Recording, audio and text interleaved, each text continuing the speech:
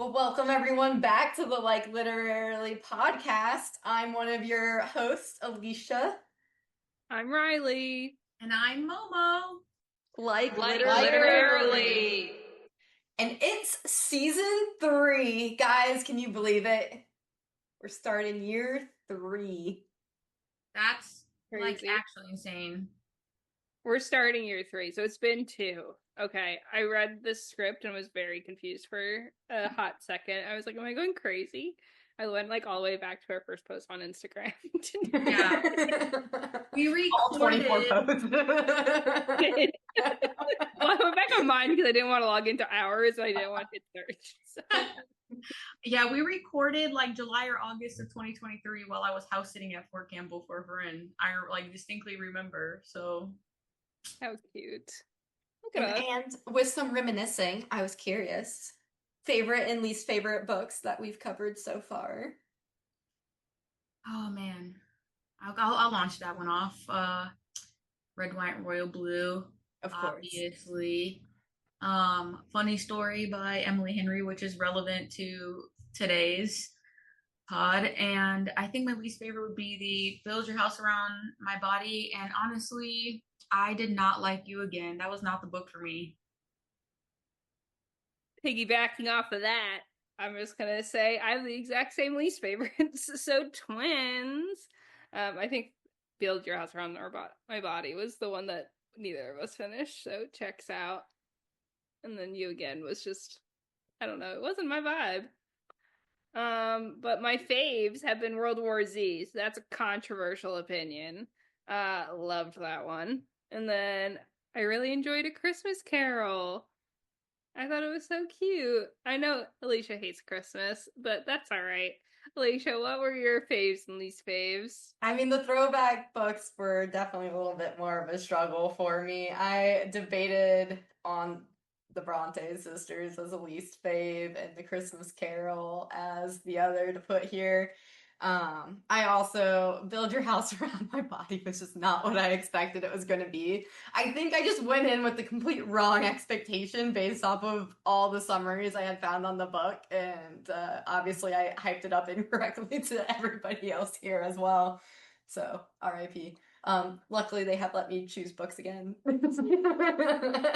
So we forgive you. It's all good in the hood. But my favorite, I obviously put Red, White, and Royal Blue as well. I was in deep depths of deciding between just saying all of Emily Henry's books we did for the Valentine's episode or the 7 Husbands of Evelyn Hugo. I did end up putting the Taylor Jenkins Reid as my other favorite so far that we've covered and identified through this podcast, which will also loop back in by the end of this. So you'll have to stick around to figure out what I mean. Well, that is our adventure into memory lane. If you have any favorites or least favorites of your own that we've covered, you should definitely comment on the post for this episode and let us know. But let's get this new season started. So drum roll, please. Perfect author to launch a new season here, literally. Great Big Beautiful Life by one of our faves, Emily Henry. All right. Let me read you the hook.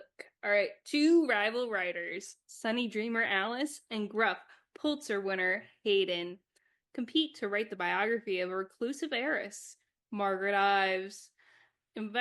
She invited everybody to her island for a 1-month trial. It's not like her island, just to specify. It's just an island in Georgia. Side note. All right. Tybee Island specifically. Area.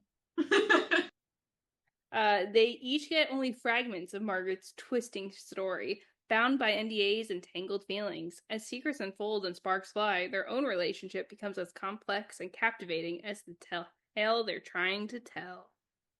That was a tongue twister. Guys, this book took place in Georgia, and our man Hayden went to Purdue. Look at us. Boil her up, baby. Emily Henry said, I heard of this podcast Where they all at some point lived in Georgia and they all went to Purdue. That's crazy. She's like, I gotta We're fit such it an in the inspiration. backstory. We're an Add us inspiration. next time, Emily Henry. Give us some clout. Alrighty, ladies. What are our general thoughts on the book? Alicia, would you like to start us off? Yes. I mean, there's a lot of familiarity, I feel like, when you're reading an Emily Henry book. Like, we're once again sitting here in a slow burn romance between two people who are somehow related to the literary world. And she's sunshine, she's optimistic, and he is grumpy. And we throw that all together with the nice little small town vibes, and you've got an Emily Henry book. So we had a twist on this one, but before we get to that twist, I'm curious what you guys feel about like the familiarity of the setting that we get, and oftentimes between those two main, we'll call them romantic characters. So I think we may get into a conversation of whether or not this book was a romance. So I love the comfort personally. I like knowing what I'm getting into a little bit. And I just like she does such a good job with the setting. I feel like in her books, even though they're all kind of similar, they are all in different places. Come on, Emily Henry, give me a Jersey Shore book next. Anyway, but I know what I'm getting into. I know it's going to be good, and it's just like perfect for summer reading by the beach or the pool, which I really appreciate. So I am all for the comfort, or at least some level of comfort. What do you think, Alexis? Yeah, I have to echo you and say I like the comfort of the familiarity. You know, she somehow finds this like similar concept, but completes it with different storylines and such different characters. And so I never feel like I'm reading anything repetitive despite all those similarities. So I think Emily Henry found her niche and she runs with it. I mean, you could probably put basically the same book in front of me and I would just keep consuming it. Allie Hazelwood. So, like, I'm obviously here. Give Alicia all the Kylo Ren and what's her face, like, tropes. And I'm not even in that fan. I know, it's wild. You're just into it. But I'm into these books. Her books, particularly as an audiobook, like, I turn it on and I'm in, I'm locked.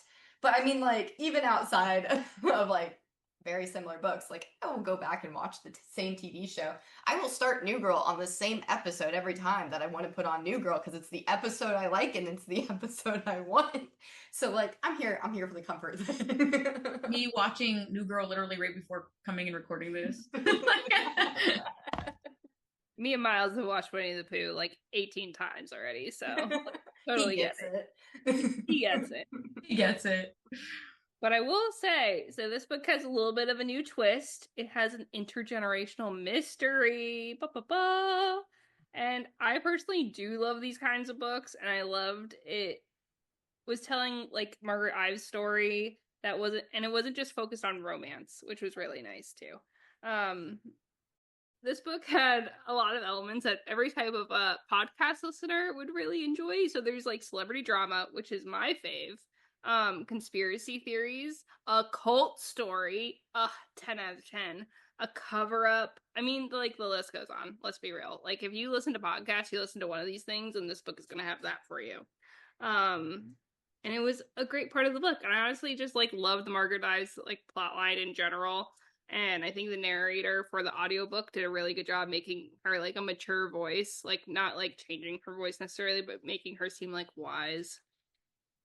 I honestly could have read a whole book of just Margaret Ives' storyline, but that probably would have given too much of a Evelyn Hugo vibe. She wanted to be different, and I get that. But I do think Evelyn Hugo's was, like, definitely fleshed out more well done.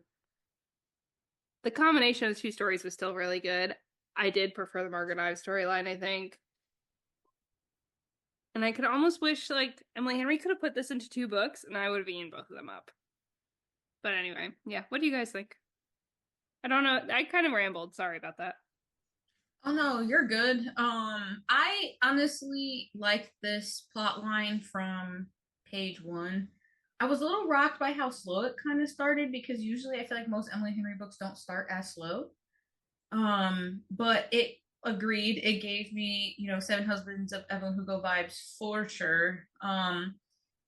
I think like in Evelyn Hugo, it was like the one chick was interviewing her, and then we find out this like crazy twist of how they're actually connected, and it was like her bio dad or something that was like with Henry or whatever.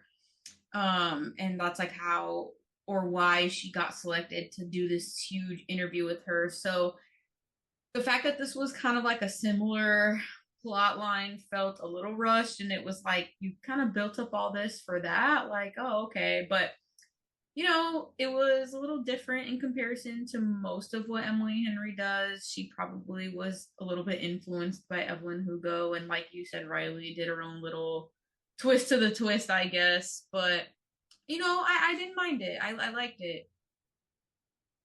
Definitely picked up on the same vibes where like I was getting some throwbacks to the Taylor Jenkins read. But I struggled to get into Margaret's story. I knew as soon as I started this, I was like, Riley's gonna eat this shit up, and I am Hell not. yeah, I did. It took until like the last third of the book that I was finally like not wanting to put it down when I was getting to Margaret's chapters because they just weren't doing it for me. And so that was a little bit of a struggle. But I did appreciate just I did appreciate from the like two writers' perspective, from Margaret's perspective, like this just idea of looking back and being like, how are we reminiscing? How are we remembering like those things we love, those people we love, and like how we form those memories and like shape those memories, like kind of influence how we recall them and recall those people and those times.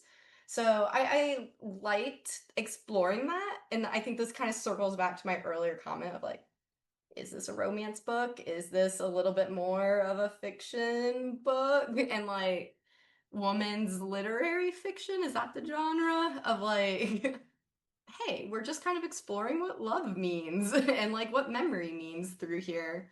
And I think that's where I was struggling because like I sat down and be like, I'm gonna get an EmHen romance book. No, I think that's fair. It definitely leaned more like literary fiction, I think. And then it almost felt like the story between like the two like I don't know, main characters, the two writers. Um it had a lot going on, but I feel like the two spaces could have been separate and been two separate books. I think both stories could have been fleshed out more, and they were both like condensed a little bit too much, if that makes sense. So I think from another perspective, I personally think that this book was deeper than Emily Henry's other works. There was a lot of family slash like generational trauma, old money problems, and kind of like the complexity that comes with that. But the a lot of the family slash generational trauma, old money problems, and I think the things that kind of come with that, the complex relationship that it seemed that Alice kind of had with her mom. And I kind of like that there wasn't this like neatly tied bow at the end on them trying to connect. Like it still held a lot of that complexity that Alice at the end of the day was close to her father who had passed away. The closed adoption trope was definitely something I haven't seen, especially in romance books. So, and right now I think that's a really good conversation or a really good thing to explore because there's a lot of conversations about adoption and kind of like the pros and cons of it. And then I think it was a cool twist to how she had with Beach Read, but a little bit more intense due to the fact that it was still this like professional relationship competing competitive type vibe, but in this case it was like for one position and one position only rather than like the whole literary world as a whole rather than like in this one like this one specific position. And then I think they both kind of discussed throughout the novel like these complex things that kind of built the both of them, like how um what was his name again, Hayden, right? He was like very much so perfectionist. There was a lot of like pressure on him to be this like golden boy because I believe his family was like in small town Indiana politics. Which if you're from Indiana, like we are, or well, two of us, like that's crazy. Riley rejected that real fast. Yeah. I am not from She said, Indiana. you don't want to be associated. I understand. Respectfully, I am from. No, disrespectfully. You right. And that's from okay. New Jersey Shore. Me too. Don't forget it. But yeah, no, like I just it talked about a lot of way deeper things than I feel like we've ever like had Emily Henry explore before. So I liked it. It was a lot to process by the end, but it was cool. It was cool. Yeah, I would agree. Even with just the small rom-com-esque plot line that we had, which was, yeah, vaguely this like sunshine, grumpy enemies to lovers thing in the broadest sense. But like it was enemies to lover in like a much more realistic point of view. Like you said, like they're only pining for like one job. It is like a pit face to face off to face off for this position. Face to face fight. I don't know what I was going for there. So yeah, emotions. I'm sure our listeners will too. They'll totally understand what's going on here. I'll just restart. No, you're good. I think it's hilarious. I think keep it in. All right. So yeah, they're trying to get like this one job. It's not like, oh, I've got all of this reputation across everything that we're fighting for. And like they also just very quickly like accepted they set boundaries around competing for the same job. Like it was just very neatly put into like, oh, like this is like a actual plausible enemies to lovers scenario and not just full blast rom-com. It was also very mature of them, unlike our last book, Every Summer After. I really appreciated that. Boundaries. Boundaries. I could believe they were like, 30-something years old. It really worked for me.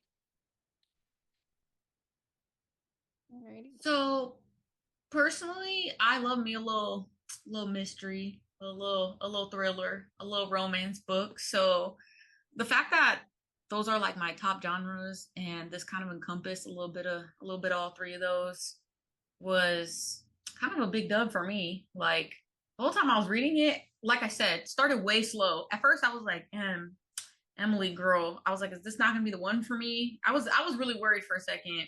I was reading it in Scotland when I was in my vacation, but then it really picked up and I was like, okay. And I ended up really enjoying it. So I feel like at the end of the day, Emily Henry really continues to grow as a writer. And although it would be cool to see her kind of branch out of some of the things that we said that we like and enjoy the familiarity of, her growth from her first contemporary adult book, which was Beach Read in 2020, to this one, I mean, like, it's super obvious. So also when looking up what year and which one was first by Emily Henry, which I found out was Beach Read in 2020, I also found out, fun fact, that apparently she wrote like 4 young adult books first, and one of them she co-wrote.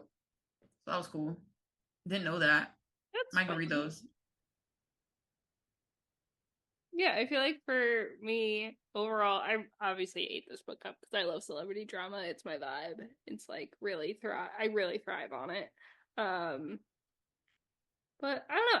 I also like seeing her step out of her comfort zone a little bit, but still give her like readers like what we want. So it was a little bit of the best of both worlds. Could both of those stories been fleshed out more? Yeah. But it's not like we went into it like thinking we were getting Charlotte's Web and got like 1984. So like it was more so we went in thinking it was Charlotte's Web and got like maybe a little bit of Animal Farm. You know what I'm saying? So it was the contrast is crazy. I'm trying to think of like, Animal Farm is like a kid's book or whatever, but it's like really an allegory. So like Charlotte's Web, Animal Farm, it has like a connection, I think. We should cut this out, but not to spin you off too far, but when you first said this could be 2 separate books along these lines, yeah. I thought you meant you wanted to see Great Big Beautiful Life point of view, Margaret's story being told from I just forgot the girl's name. Alex. Alex. Alex They is have very forgettable names. That is one problem with this book. I will say that. Anyway, so having one story told from Alex's point of view of Margaret's, and then having Alex's just day-to-day point of view, and then another book. Alice, or are you saying Alex? Because I'm hearing Alex, and that's two different names. Alice, whatever this girl's name is. whatever it is. And then if the other, like, then she has another book that's not separating out the plot lines, but then is Hayden's point of view and Hayden's storytelling of Margaret Ives' story. Because I was just like, how is she weaving this totally different for him? By the end, my guess was she just wasn't telling him anything and was just trying to learn about it. But, like, I was like, that would be kind of cool if she was actually giving any insight into her life to see, like, how did they write up the stories differently? That would also be a fun book, honestly. I'd be interested in that. But no, I more so meant the Margaret Ives story as one book and then the love story as another. I mean, Margaret Ives as a character, like, despite the similarities with Evelyn Hugo, I mean, like, the generational wealth rather than, like, poor to rich kind of, you'll do anything for a check and to be famous kind of thing with Evelyn Hugo, like, that would be a story I would read, honestly, like, with just maybe following the storyline chronologically of, like, her whole family in more depth. I mean, we kind of get that in Malibu Rising, not to I was gonna say to another Taylor Jenkins. Full circle here on the first episode of third season of, like, literally. Yeah, no. She was definitely inspired by TJR for this one, I feel like. 1,000%. Sure.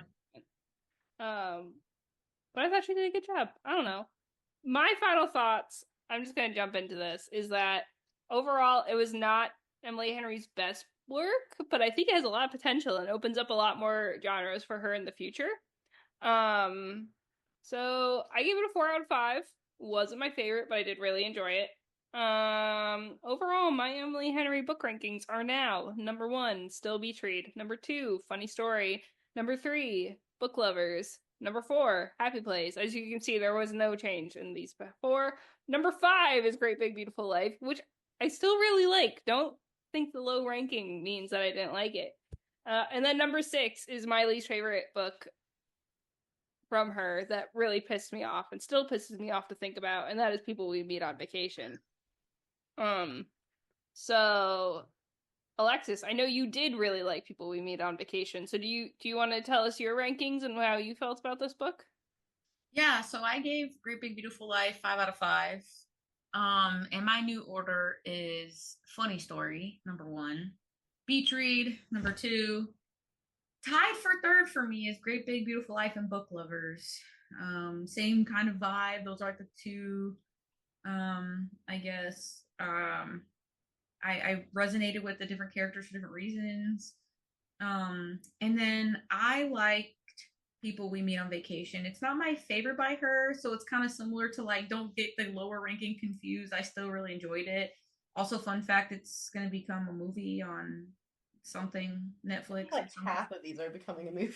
Yeah. I will still watch the movie. I'm just gonna hate watch it a little bit, just for clarity. Yeah. It's gonna be like, what was that for, book of Blake Lively? Just for spite. Yeah, it's gonna be like the Blake Lively, Colleen Hoover book. I'm gonna hate it. Yeah. And then last but not least for me is Happy Place, because I despised that entire book. Y'all hard. You've been together 10 years and you don't know how to have no conversation. Get out of my face. I'm familiar. Also, like Every Summer After. Damn. Alicia, last but not least. I gave this book 4.75 out of 5 stars, and this was again on the high side of the scale I was considering for this book, and it came down to the same reason I gave in the last episode, which is I stayed up until like midnight, 1 a.m. finishing this, because that last third got me. Up until that point, I was like, is this gonna be my bottom ranked one? But then I got hooked finally and stayed up and yeah, consumed it all in a flurry. I did not write out my rankings, but I think I know them in chunks or in tiers. So my S tier is going. I like this.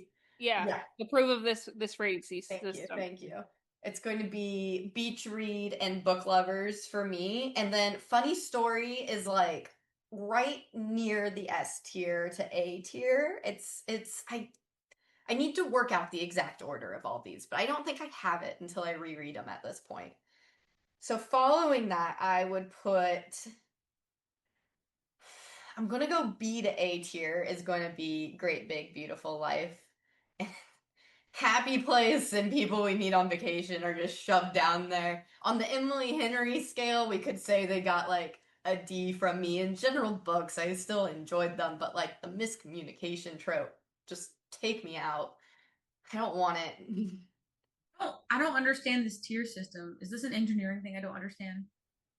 No, it's like I'm trying to think. I've seen it on Instagram. I'm sure it's on the TikTok, but I'm not on there. It's TikTok like is on crazy. YouTube. It's a lot on YouTube, but it's just like it's a super tier, and then it's basically a grading system. Oh, S okay. A B C D E F. Yeah, Got it. Yeah. Okay. but instead of A Okay. plus, it's S. Gotcha. Okay. Understood. Yep. Yep. So that's the vibe.